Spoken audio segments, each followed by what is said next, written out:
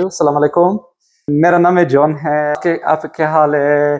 ठीक ठाक, मैं ठीक हूँ। Born in Stockholm, in the capital of Sweden. I come from a family who is not religious. They were curious about Pakistan, and I was interested in Bible, and I went to the church sometimes. I actually also went to Buddhist, and Islam was not really on my radar in the beginning. The impression initially was that Islam is not for me, as I discovered the decision to turn to Islam was before I met my wife. What was the reaction of your family when you converted to Islam? Islam has had negative things, belief thoughts. God gave me the strength, alhamdulillah. I entered the mosque for the first time. I was أعوذ بالله من الشيطان الرجيم بسم الله الرحمن الرحيم إنا آتيناك الكوثر فصل لربك وانهر إن شانئك هو الأبتر. I'm learning Arabic as well. When we landed in the Islamabad airport, biryani, chicken biryani, mithai, barfi. Yeah. I mean, Pakistan it's so rich. My mother-in-law, she is great. Are you inspired to work with Akhuwat? Please like and subscribe. Yeah. He has a really good channel. Ladies and gentlemen, very warm welcome to my channel. I am Marries Pakistani from Stockholm, Sweden. Today I have very special guest, John BLOMBERG. He lives in Stockholm. He's a Swedish. We'll talk to him about his life, different aspects of his life. And then he married to a Pakistani girl. So we'll ask him how was this experience. And he also converted to Islam. So we'll talk about his conversion and how now as a Swede Muslim, what he think, what challenges he faced, and many other questions. And I hope you all will like this very beautiful conversation with John BLOMBERG. A warm welcome to my channel. Thank you. Assalamu alaikum. First of all, can you please introduce yourself, your upbringing in Sweden, your early life and where you were born, and your education, other things? Yeah, sure. So I'm born in Stockholm, in the capital of Sweden, and I have 4 siblings in my family, and I lived in Stockholm until I was around 6 years old, and then we moved to Norrtälje, which is a smaller town outside of Stockholm. Stockholm, yeah. So I actually grew up most of my young adult life in Norrtälje, so more on the countryside. What was your early impressions about religion and multiculturalism growing in Sweden?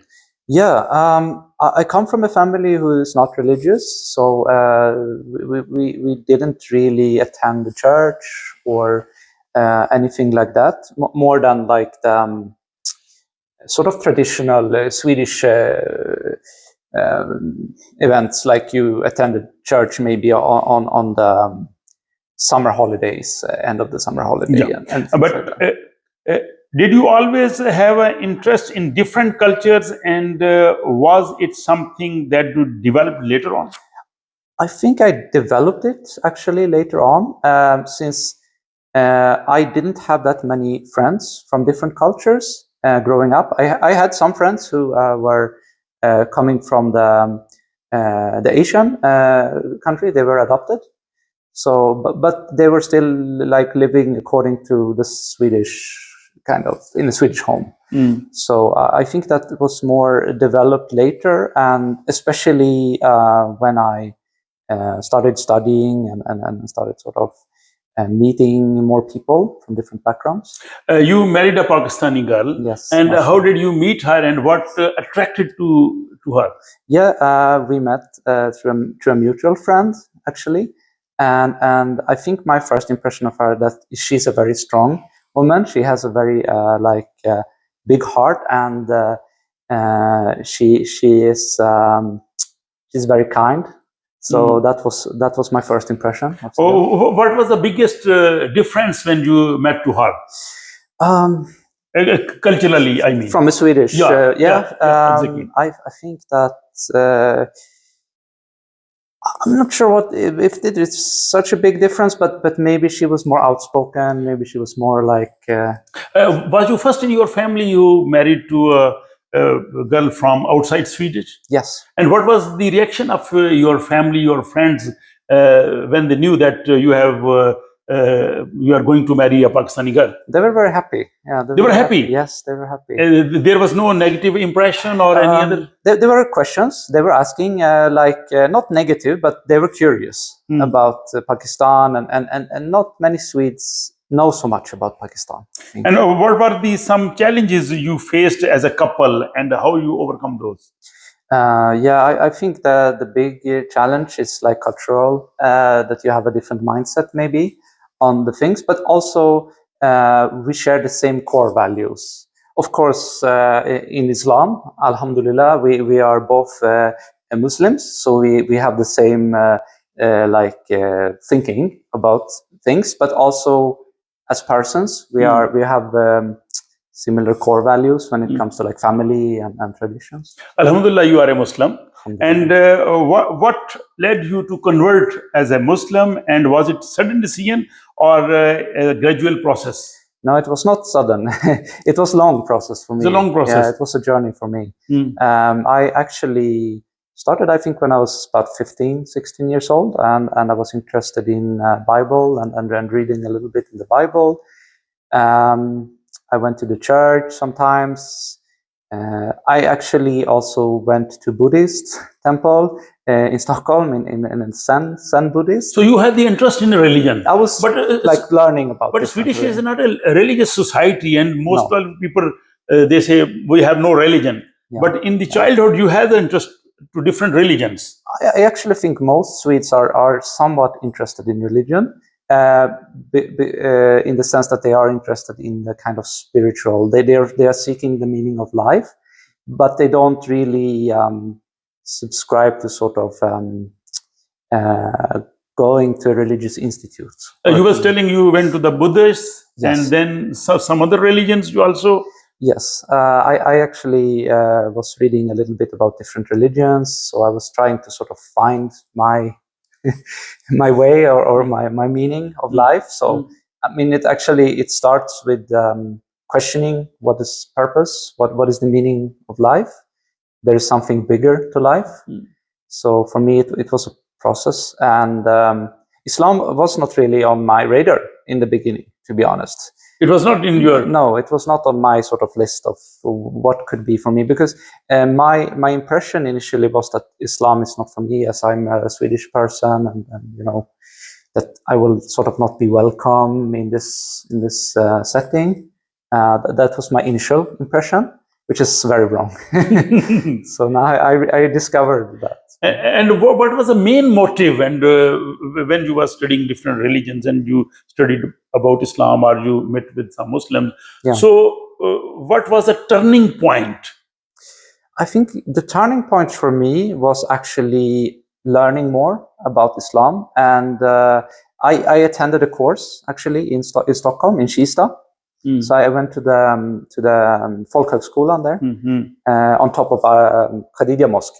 They have so they had free course for teaching Islam, and that was a course for like non-Muslims. So it was like a history, you know, you learn about Islam, and you go and ask different questions, and yes, you want to satisfy. Yes, I wanted to get sort of a guided help to learn.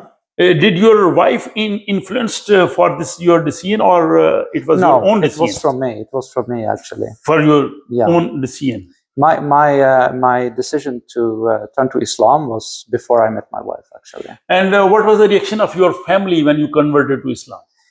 They were mixed reactions. They were happy because they noticed I was happy. But of course, you know, there are always stereotypes, and Islam has had like negative things written about it in the media, in the movies. I think by the time I reverted to Islam, it was there was a movie in Swedish or in Netflix, which is like Caliphate. You know, it gave a very negative impression of Islam. And I think unfortunately, a lot of people were influenced by this. In these circumstances, when there is a media is negatively propagating about Islam, and unfortunately, Muslims in all over the world, they have also problems. There are many things. In these circumstances, it was very I think, courageous decision for you to become a Muslim. God gave me the strength, alhamdulillah. Alhamdulillah. He guided me. And I think that for everyone has to sort of find it for themselves. You can't force someone to. But being a Swede, you have the liberty to live a life, and there are no restrictions. You can eat Exactly. what you want, where you want to go, and all other things. But when you become a Muslim, there is the boundary lines Yeah. and hududullah, so you can't cross those boundary lines. And these are the restrictions. So, what was your psychological feelings when you, by yourself, you accepted those restrictions and imposed on you?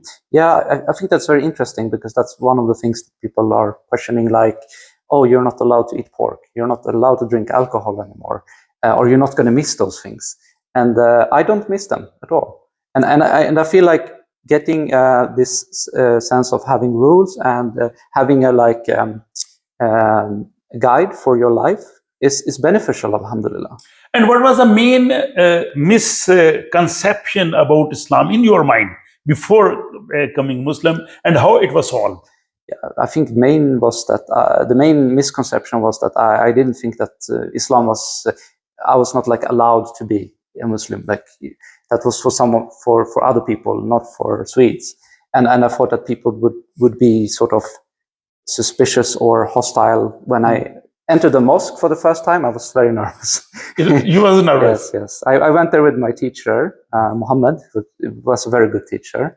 I had two teachers, Fatima and Muhammad, and they were both very good. And he said, I can take you we can go down to the mosque and we will pray. How the normal Swede think about Islam and spiritualism and other things? You are among them, so you can tell. Yeah, I think that many Swedes are curious about religion in the way that they feel that there is something missing. There is a greater purpose in life, because now there is so much. There's such a race to get money and to career and everything, and people are sort of missing this spiritual component. And I think that's the first step in coming closer to religion and finding Islam.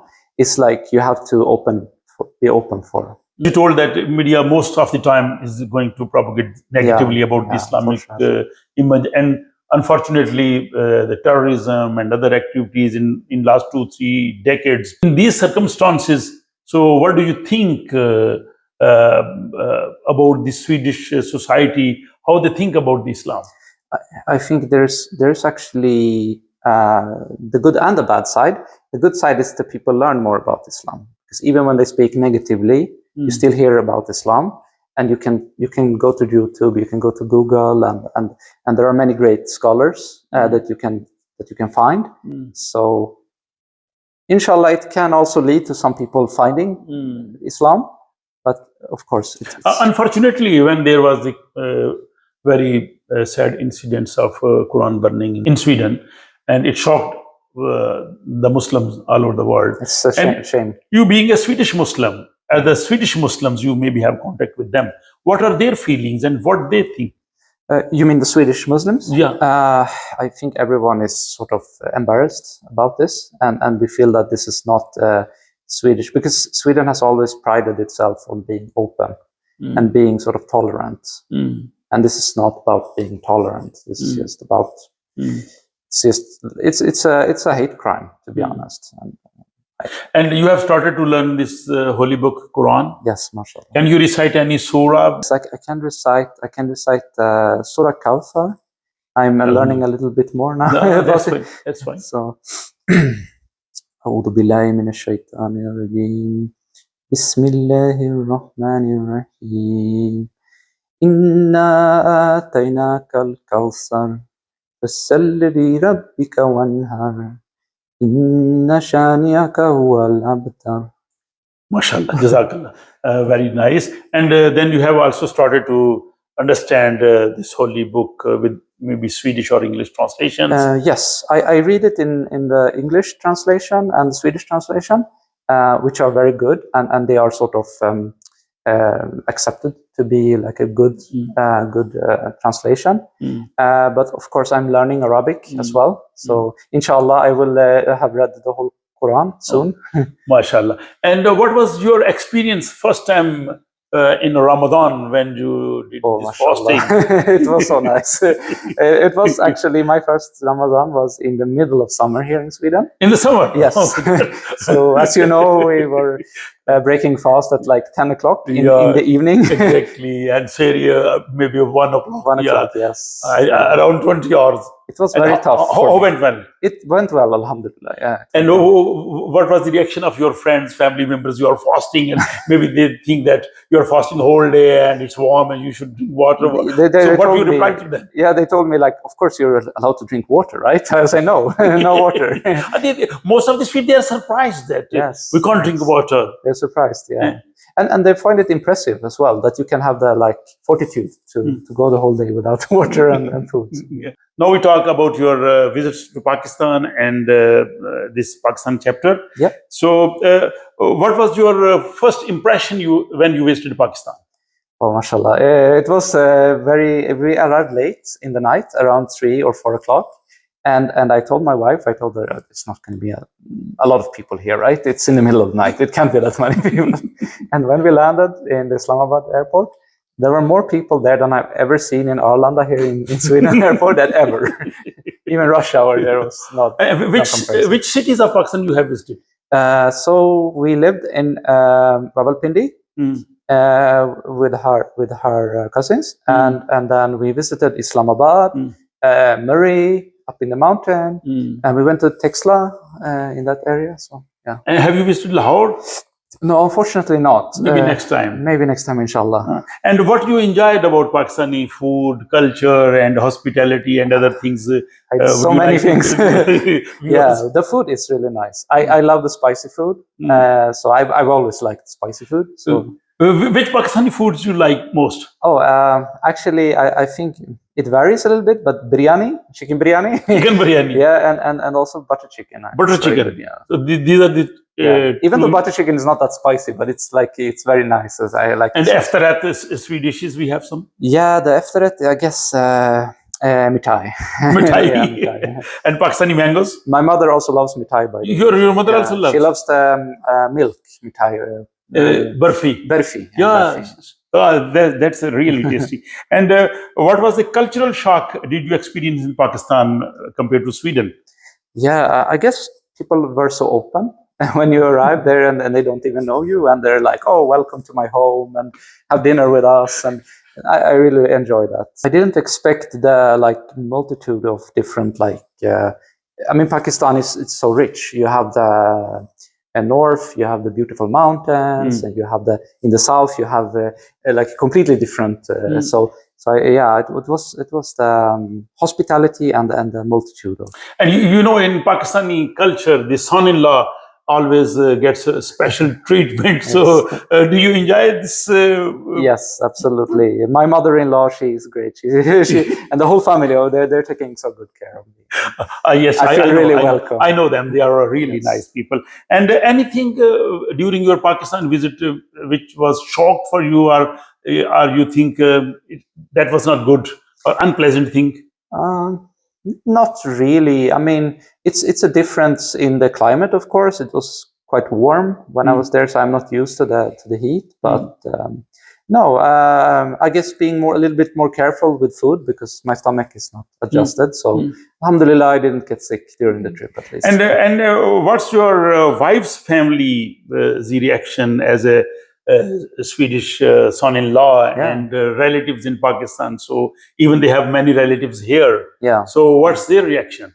I think similar to mine. Like they were, of course, wondering who is this person and is he a good person? But they were very happy. Yeah, they were very friendly and welcoming. And you are also associated to Akhuwat, Pakistan's, I think, biggest organization which give the interest-free loan to the people. So what you inspired to work with Akhuwat? I think that their mission is really good and giving the loan to people without interest to help them to sort of help themselves. I feel that that's mashallah, it's very good. That's nice. Next time when you will go to Pakistan, so you may visit the head office of Akhuwat in Lahore. Yes. And now we talk about some other cultural aspects. So how do you balance Swedish and Pakistani cultural values in your daily life? Yeah, I guess it comes down to the practicalities. Like there are subtle differences in the culture, of course. One of the things that is so great about my wife is that we even though we have sort of fights, and we always come together, and we always agree on things in the end. So it's a balance, but I don't feel that there is too many sort of big But conflicts. the language is one of the most barrier. When you go to the Pakistani gatherings and people talking in Urdu and Punjabi, and you are sitting there, Yes. maybe you don't follow, and they are not mostly talking in English or Swedish. So in that case, do you feel some embarrassment or? No, I don't actually. I use it as an opportunity to try and learn. So I try to listen for the words, and I pick up on the words. Can you understand some Urdu words? Some words, yeah. No, not so much, but not just so. But can you speak some words? मेरा नाम है John है. आपके हाल है ठीक ठाक मैं ठीक हूँ. Only basic. Very nice. Only basic. Interesting. Are there some still Swedish traditions you follow? Yes, we still go to my parents, and we visit them on the holidays, and it's something that both me and my wife we enjoy, and it's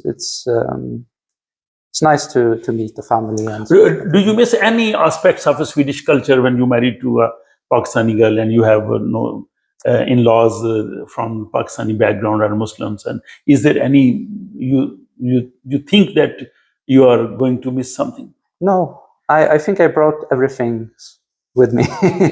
And you are also one of the most activists for this Palestine movement and this what's happening in Gaza. And you are every weekend, you are in Stockholm, those demonstrations, and you participate. And I saw this Palestine's flag outside your home. So can you tell about this? Yeah, both me and my wife were very active in the Palestine movement, and I just feel that it's such a great injustice right now, and it's a terrible thing that is happening in Palestine. And yeah, we're trying to do whatever we can to support them. And what advice would you give to someone in cross-cultural interfaith relationship? I would say be open to the culture, and to learn the culture, so that you understand the customs of that culture. And do you think that Europeans and Swedes they are now coming more open about Pakistan and Islam, and they are understanding more as the previously? I think so. I honestly think that the younger generation is much more open, and for example, my younger brother, he's 25 now, and he has more like friends from different backgrounds than I had when I was in his age. So I think it's more, we're integrating more, I hope. And what was the funniest cultural misunderstanding you have with your wife's family or in-laws? Yeah, I think honestly that one thing in Swedish culture is when you offer food to someone and they say nej tack, and then it's once. It's like, okay, nej tack, then you go away. But in Pakistani culture, I realized that you have to ask many times. So you have to say, do you want some? No. Do you want some? No. In Swedish culture, they would get annoyed if you ask them 5 times. But in Pakistani culture... So in Swedish culture, just once? So my wife, she told me, like, no, you have to ask them many times. So, oh, okay, sorry.